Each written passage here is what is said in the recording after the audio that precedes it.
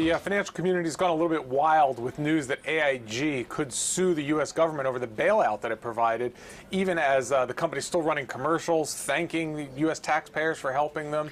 It seems like it's maybe a little bit more blown up than it really is, but tell us what's going on here. Well, Richard. this could be one of those things we call a storm in a teacup, and Jamie Dimon's one of those terms. Yeah, we never know. We got to be careful. But here's the thing, right? So essentially, the former CEO, really the architect of AIG as we knew it, Hank Greenberg, has initiated this lawsuit against the government, more or less as a shareholder of AIG, and he has said to AIG, or his lawyers, as part of the suit, AIG, are you going to join us in suing the government? So the board sort of has to consider. So it's not like AIG really is considering its own lawsuit against the government. This is somebody else's. They have to consider joining it, because if they don't join it, various other legal things can happen. Suppose Greenberg's suit were to win, AIG wouldn't, if they didn't join it, wouldn't get any of the proceeds from that. I mean, it seems highly unlikely for reasons we can go into. Right. I mean, Agnes, I mean, this is all about the terms supposedly being too onerous on the company. Yeah, I mean, I think it's probably also because, Treasury was very, touting how much money they made,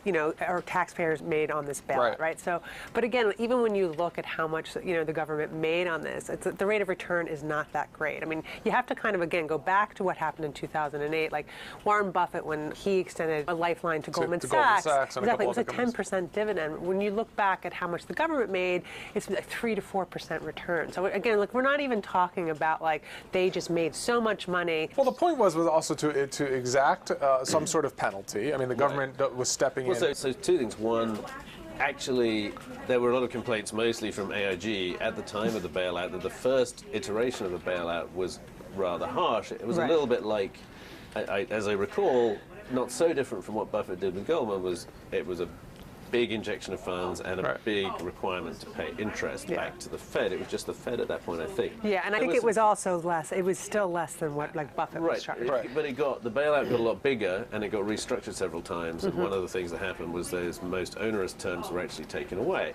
Yeah. So it got less burdensome than it was. Not only that, but who else was going to put up what it was at $180 billion? But here's the other thing, which makes the idea that shareholders were screwed over by the government so ridiculous, right? AIG's stock had already plummeted because it had made all these stupid bets on insuring derivatives credit, insuring housing credit, basically, and it's already lost a huge amount of value. But you can't blame the government for that. That was really AIG. And the government was worried about the systemic problem, right? So from the day before the government announced its bailout to about now, the shares have gone down.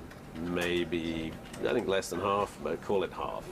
And had the company gone bust, which is unquestionably, I think, where it was going, they would have got nothing. Right. So I don't know how you can say you're worse off because of the bailout than you would have been otherwise. All in all, it seems like kind of a crazy thing, but everyone's paying attention. We'll keep an eye on it, and we'll also be back with more Breaking Views tomorrow.